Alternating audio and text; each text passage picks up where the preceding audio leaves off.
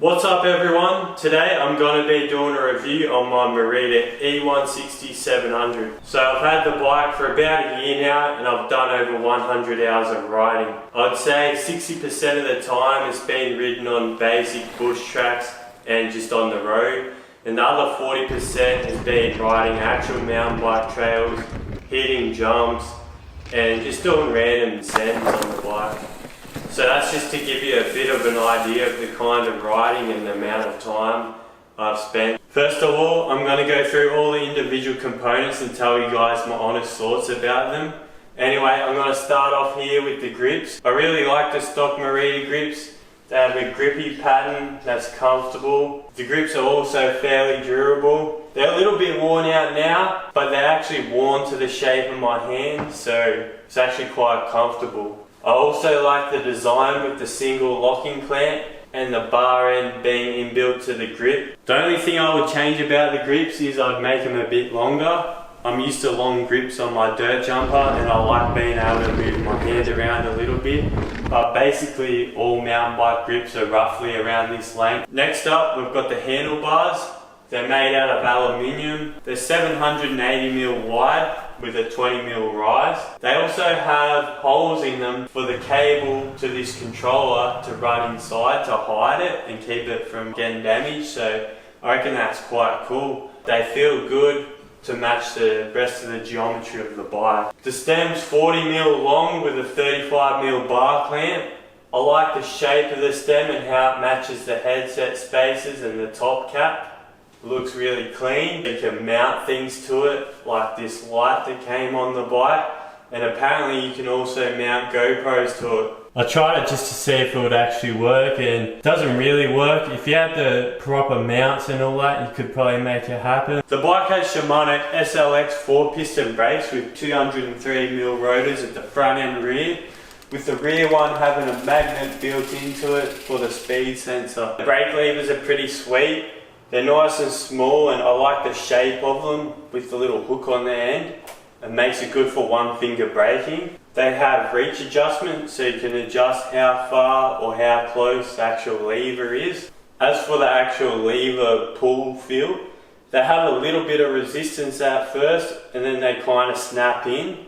I don't mind that because they're still good to modulate the braking power with. The levers have the iSpec EV mount where you can mount your shifter and dropper post remote to your brake lever clamp. I reckon this is a really good thing. Keeps everything looking tidy. You still get good adjustability too, so you can position things where you actually really want them. It has center lock rotors, which I quite like. You just got to make sure they're done up tight enough, because if they're not, the rotor will have a bit of movement in it. I really like the SLX colour against this red frame. It's like a dark metallic blue and it looks sick, I reckon. The braking power is pretty good. They'll always pull you up to a stop. You can do stoppies and endos and that. I just feel like the brakes don't bite as hard as I'd like. But on my other bike I do have Hope brakes, which are pretty expensive brakes compared to these. I reckon I'm going to try a different pad material and see if that makes a difference. Next up we've got the Merida dropper post. It's been decent and reliable so far. Works nice and fast and smooth. The only issue I really have with it is when the seat's all the way down. It has a little bit of side to side play. It's been like that ever since I first got the bike. When the seat's all the way up, hardly moves, so it's not that big of an issue. I like the fact if it gets a bit dirty and starts running slow, you can just unscrew that and sort of clean it out and it'll get it running fast again. The only thing I would change about it is I would add more travel. This bike being an extra large makes it have 170mm travel and I feel like it should have a little bit more. So I can have my dropper post fully slammed in the frame, so when the seat's down it's out of the way as much as possible, but it will still extend up high enough to where I can sit down at my correct height. At the moment I don't have it quite high enough just because I'd rather it be out of the way more. I really like the Shimano dropper post lever. It's nice and basic. It's got some grooves to give your thumb some grip. It does its job really well. And it snaps back. As for the seat, it's comfortable. I like the design of it too. It has a pouch with a multi-tool up under the seat. which is always good to have tools when you go out riding. It's a pretty basic multi-tool, but it's got everything you need.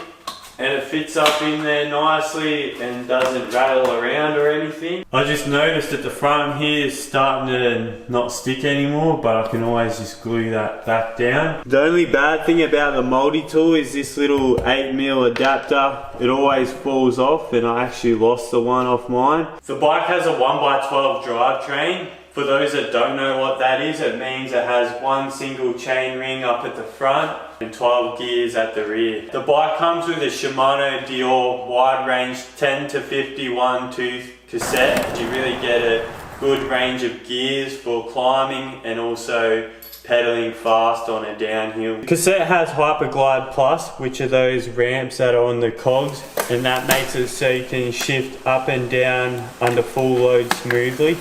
You guys are probably wondering why it's in my hand and not on the bike, and that's because it's worn out. I think the main reason why I wore it out was because my chain was worn and I didn't check it enough. Another reason why I reckon I wore it out is because I always shifted under load. I never let off a bit before I shifted, which I do now. Even though I did those things, I still feel like I wore out a little bit too fast. Probably wore out after maybe 60 hours. I have an SLX cassette on my bike now. I would have went with a Dior one again, but the reason why I went with the SLX is because it was actually cheaper than the Dior. The only difference though is the biggest ring's made out of aluminium just to save some weight. It looks pretty cool and it matches the SLX hubs too. I might as well talk about this Dior shifter now. I really like the two-way shifting. I didn't even know about it until I realised the shape and the grippy pattern on the back of the lever.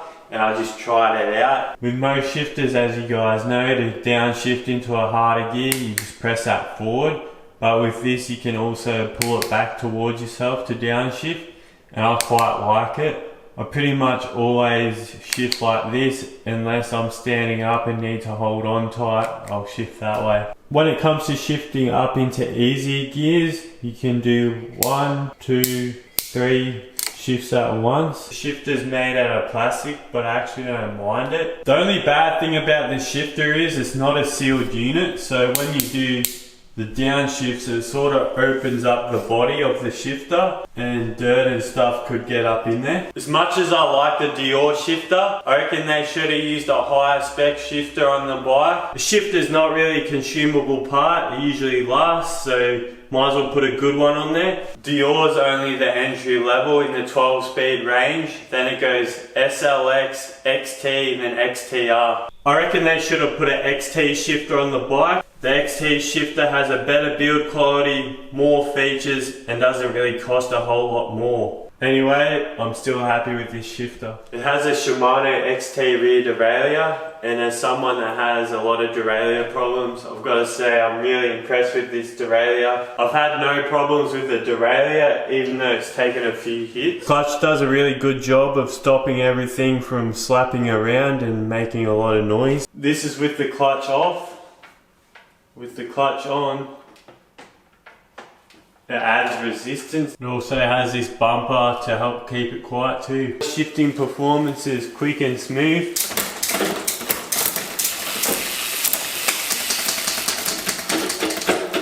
Glad they went with the XT derailleur. It's been reliable and strong. The bike came with a KMC E12 chain, which is a chain that's designed for e-bikes. It's not on the bike anymore because I wore it out, like I said a bit earlier. Overall, I was happy with the KMC's performance. It shifted well and it didn't snap on me.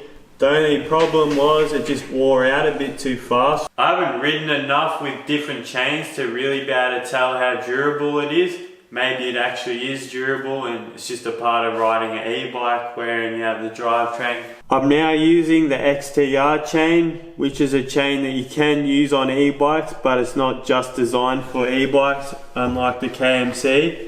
The KMC actually costs more than the XTR. The XTR chain's almost worn out already anyway. It's in between 0.5 and 0.25. The bike comes with a Shimano Steps e-bike chain ring. That's 34 tooth. Strong as, it's like not even worn at all, the actual teeth. It's just the anodizing has come off, but that doesn't really matter.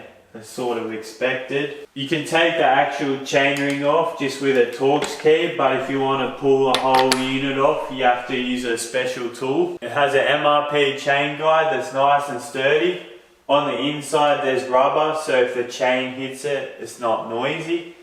It's also really easy to take off if you ever need to work on your bike. The chain guide with the chain ring, they both do a good job of keeping the chain on. It has Shimano e-bike cranks that are 165mm long. The cranks have a lot of splines to match up to the spindle that's actually a part of the motor. Both sides have the compression cap with the 2 pinch bolts, as you can see on this side also. They're pretty basic looking cranks. They're quite durable though. They've taken a few hits in that and they're not too scuffed up from pedaling. Overall, I'm happy with these cranks. These are the stock pedals. It's pretty good that the bike actually even comes with pedals, because a lot of higher end mountain bikes don't come with pedals. I kept these on for quite a while actually. All the riding videos I've done on YouTube have been using these pedals. They're nice and big. They're pretty much the same size as the pedals that I have on now. You actually get decent grip from these pedals without having big pins, so you don't have to worry about cutting your legs up that much with these.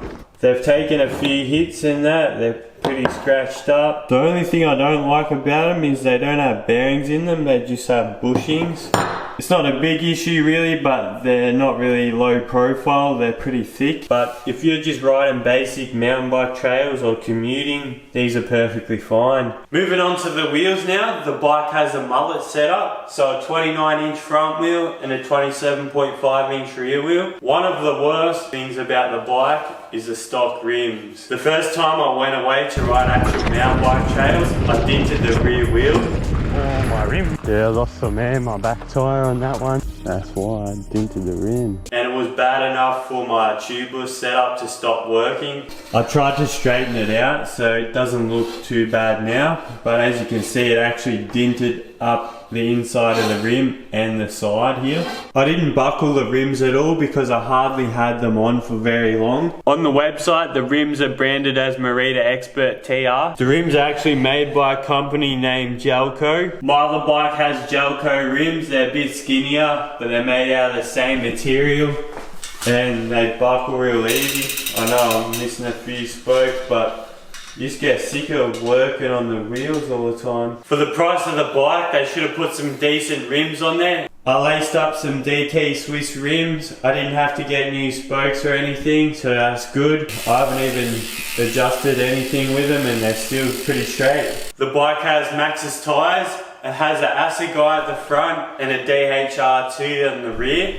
I'm really happy with the tyre choice. The front tyre has the Max Grip compound, which is really soft rubber. Gives you plenty of grip for the front wheel.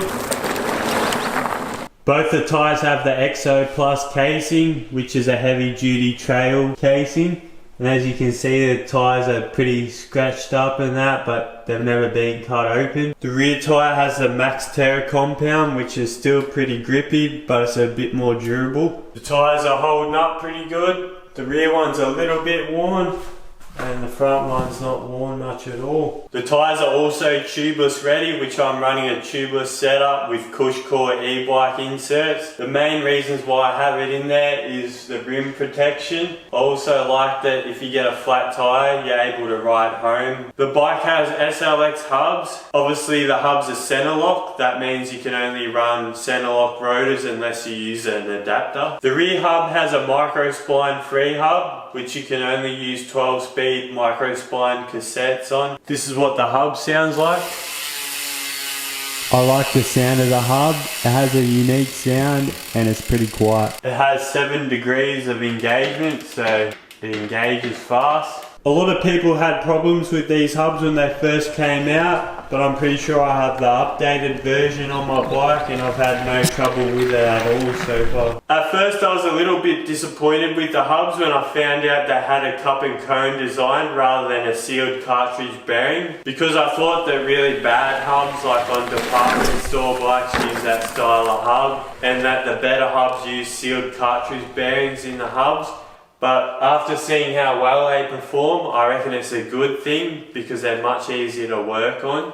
And the seals on the hub do a good job of keeping water and dirt out. Even though I haven't serviced the hub yet, it's pretty much silent and it spins a long time. Guess I'll just have to see if I run into any problems, but at the moment I'm really happy with these hubs. One of the main reasons why I bought this bike was because of the suspension it came with. It has a Mazzocchi Bomber Z1 fork that's EMTB tuned, and it has a Fox Float X performance shock that's also EMTB tuned. The bike has 160mm of travel at the front and 150mm at the rear. I'm really happy with the performance of the suspension.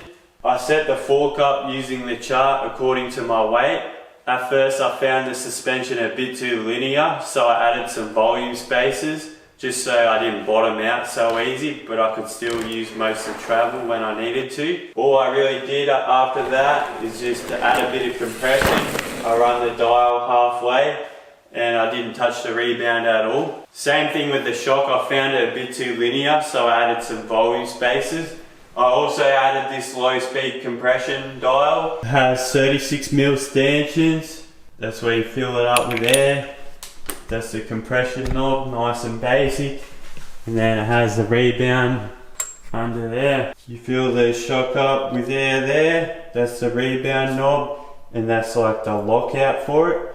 The bike doesn't actually come with this low speed compression knob, but it's actually a legitimate upgrade you can do to this shock. The bike has a Shimano EP6 drive unit. Obviously it's a mid-drive motor, that means it's mounted down here at your cranks, and it's pedal assist only. The motor has a max torque of 85 Newton meters, which matches the top of the line Shimano EP8. The EP6 is a more affordable version, with the two main differences being that the EP6 is heavier, it has an aluminium casing, and the EP8 has a magnesium casing. Also, the EP8 has more tuning features than the EP6. The motor's a sealed unit, so you can ride in wet weather and wash the bike. It also requires no maintenance. It has this little plastic bash guard to protect the motor, and it's done a good job. It's taken a few hits. And then it has this cover here where all the connections are. The motor makes a humming noise. It's not very loud, but you can definitely hear it. I actually don't mind that noise because it lets you know that it's all working. I like that when you stop pedaling, the motor will actually spin a little bit longer. It gives you a chance to shift without pedaling. At first I was a little bit underwhelmed at the total power of the motor, but at the time when I first got the bike, I'd only been riding my motorbike and not my normal bikes. I quickly realised how much it does actually assist you when you try to ride the thing with the motor off. The way I would describe how it assists you is it only assists you the amount of effort you actually put out. On this LDE bike, you don't even have to put down any power. As long as you're rotating the cranks, it'll just pull you along. As you can hear the rear hub ticking away. On the Merida, in the most assistive mode, if you do the same thing, you won't even do anything. But if you put down a little bit of power, it will assist you. And then the harder you pedal, the more it'll actually assist you. When you're actually riding properly, it doesn't take long to get up to the cutout speed. Oh, it's so hard to pedal. Since I live in Australia, it cuts out at 25. I feel like that's a little bit too slow, and 32 k's an hour would be much better. But also, I'm not sure how that would affect the battery life. There's ways that people de-restrict the limiter. By doing that, it can affect the warranty though. It's pretty powerful when it's turned all the way up to level 15, as you can see.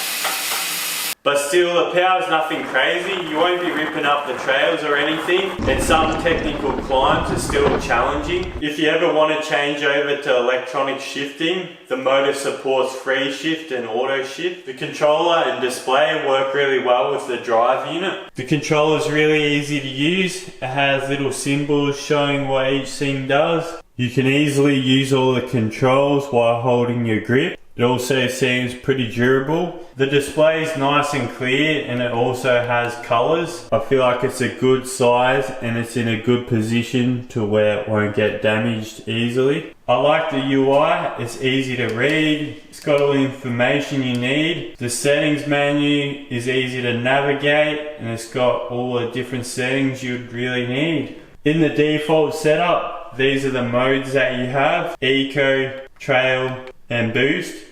You also have a walk mode. It will actually assist you if you ever have to push the bike.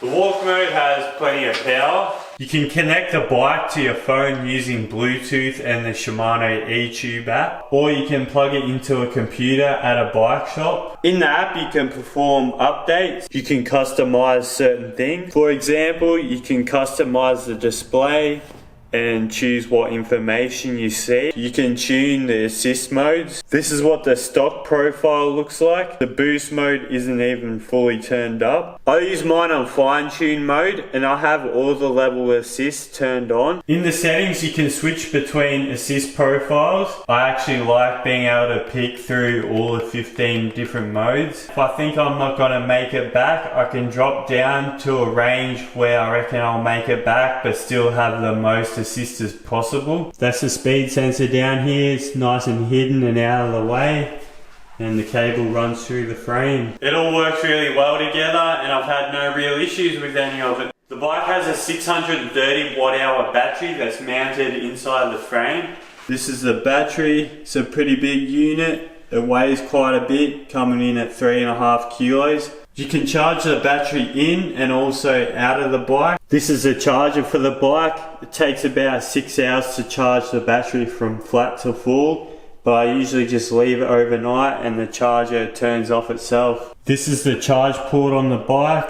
I actually broke the port because I was pumping up the tires when it was on charge, and I moved too much and it snapped this. It would be good if it was made out of a stronger material so that wouldn't happen. I've never tried it out of the bike, but I'll see what it's like. So it looks like this just pushes into here, but it's actually not going to work because this is all damaged. And this is where I'll get into the biggest issue I've had with the bike, and that is having the battery falling out of the frame. So I never had an issue with the battery falling out or even the cover coming off until one day where I set the stair set to flat, and when I landed it was a massive impact and it just ejected the battery out of the frame. It only happened recently and I haven't fully investigated what's going on. Now if I want to ride the bike, I have to use a Velcro strap to hold the battery and cover in, otherwise it'll fall out like that other clip you've seen.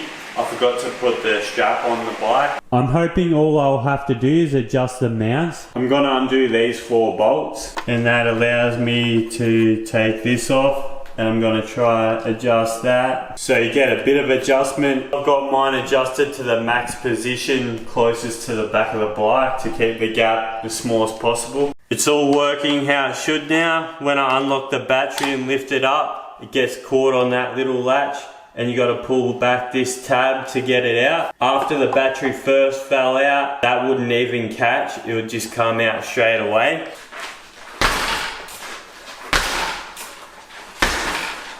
Yeah, that would have definitely made the battery fall out, I reckon, so should be good. I feel like they should have a backup if something goes wrong with the mount, just so the battery never falls out of the bike, because it's pretty dangerous and it could destroy the battery. Or at least make so that the battery cover is strong enough to hold the battery in the frame without that falling off. For that reason, I'm always going to run a strap over the battery cover just to be safe. The battery cover's alright. It doesn't have the best fitment. It still does a good job keeping dirt and water out of the inside of the frame. It's easy to remove and easy to install. I like the design of it though. The rubber in the middle keeps it nice and quiet when things flick up into it. Sandblasted it up a little bit. I've never had any problems with it falling off by itself, so I guess it stays on alright. The battery itself is built well. It took a massive hit and it survived. And also I would say it's probably pretty safe, it's not sketchy. Even though this is damaged, it has no problem attaching to the bike.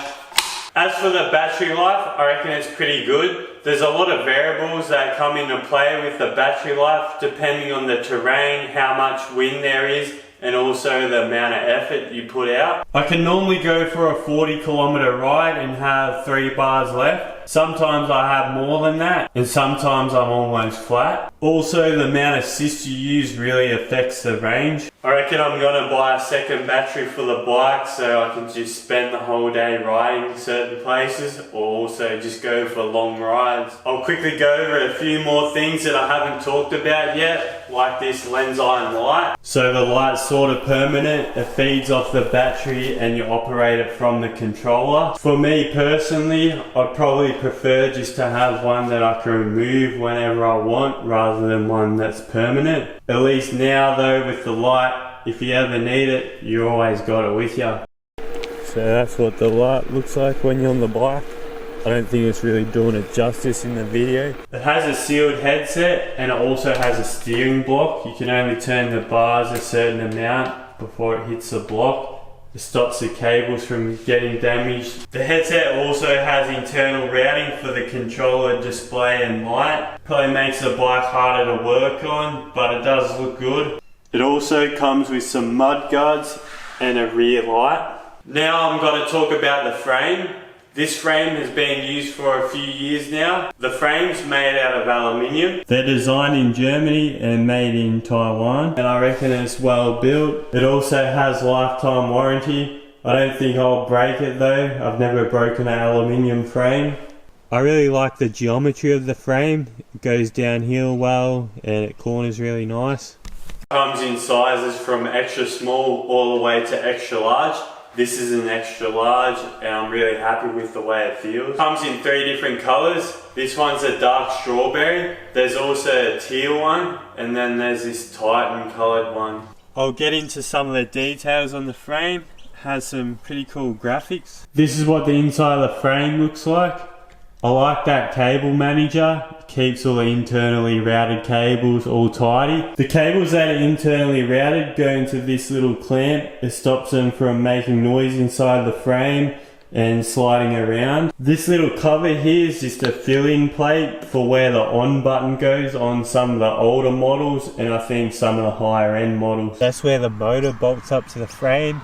Fits in there really nice. Frame has a mount for a stand. It has a really nice chainstay protector. Frame came with some protection film already applied on it in certain spots. You can see the difference to where it's applied here versus where it's not. The bike came with even more that aren't already applied that you got to put on yourself. I'm really happy with the way the frame feels and I really like the design of it. If I was being really picky, the only bad thing I can say about it is I reckon these 4 bolts here that are for the cable management inside and also to mount a water bottle cage to is pretty ugly. The complete thing comes together as a good value bike. Even though the bike's intended for all mountain and enduro riding, I would say it's actually a good all-rounder. You can pretty much do whatever you want on this bike. If I could only have one bike, this would be the one I'd pick. I don't understand the hate for e-bikes. I don't ride for fitness, I just ride for fun. And riding an e-bike just makes it more enjoyable. If you're feeling a bit tired the day you want to go riding, you're still more likely to go on an e-bike. If you travel to ride a certain place, you can get more laps in on an e-bike. There are a few downsides to having an e-bike too though. They cost a lot more than normal bikes. They wear out the drivetrain faster than a normal bike. You have to worry about charging the battery. They also weigh quite a bit more than normal bikes. I'm not sure how accurate this thing is, but it says it weighs 25.87 kilos. On the bike it says it weighs from 24 to 27 kilos, so that sounds about right. The extra weight isn't all bad though. It plows through rough sections. I reckon it's more stable and has more grip on the corners since all the weight's low. And surprisingly, the bike feels pretty good to jump.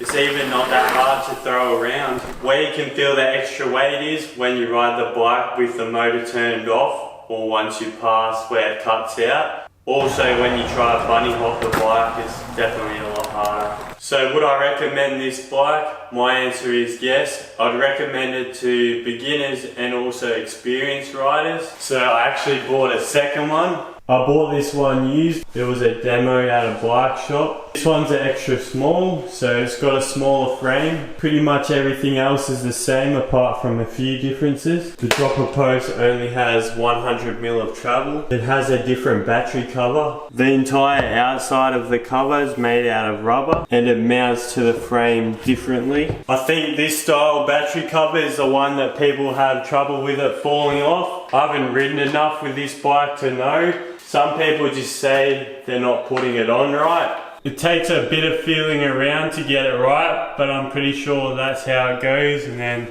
that just goes over the top of that and up there, it looks like that. And as you can see, it's pretty strong. Might even be able to hold the battery falling out, I don't know. Definitely has a better seal than the other style of cover. It's not as easy to put on though. Seems pretty sturdy to me. It has a smaller battery. It's only a 504 watt-hour battery. It's only the extra small that has the smaller battery. All other sizes are 630. I was hoping I'd be able to take the battery out of this and use that as an extra for when I go riding by myself. This bike came with a Merida case to put the charger in. For some reason this bike doesn't have the steering block either. This bike came with the stock mud guards on, so that's what they look like. This is what the rear light that comes with it looks like. It's easy to take off whenever you don't want it. By the looks of it, I think you plug it into a USB port to charge it. Both bikes have this tool that stores in the rear axle. I just lost it on my other bike, it fell out when I was riding. You can use it to take off the wheels, unlock the battery, and you can use it on any 4mm bolts too. It has a 4mm end and a 6mm up the back, so when you put it into your axles you can undo them. And it must have some magnet system in the rear axle to keep it locked in, because it does stay in there pretty good, but mine fell out somehow. I'm going to give the stock rims another chance. I'm going to leave them on this bike, and when I wear the tyres out on my bike I'll probably just swap the wheels over to that. This time I'm running tyre inserts. I have Tannis inserts in these wheels. You can definitely tell the frame's a lot smaller. Other than that, everything else is the same to the other bike. So this says it weighs in at 23.16. You can get some good deals with these on the used market. Just make sure they don't have too many hours on them and they're being looked after. If you were to buy one of these brand new, you'd probably get a good deal on them because they're being replaced by the 2024 eONE-SIXTYs. The new eONE-SIXTYs use a total different style frame to this. The closest spec to this is the 675. It actually has quite a few good changes, and I've got to say it does look pretty good. I wouldn't mind trying one out one day. 3 pros and cons about the bike. The first pro would be the overall geometry of the bike and how well it works. Second one is how good the suspension is. The third one is when you get the bike, there's nothing that you really need to upgrade straight away. The 3 cons about the bike. The first one is that the battery is able to fall out. Second one is the stock rims. The third one is that the drivetrain wears out fast. I'm going to give the bike a 9 out of 10. It's a really good bike, but there's a few small issues that stop it from being a 10. Anyway, thanks for watching this video. I hope you guys enjoyed it.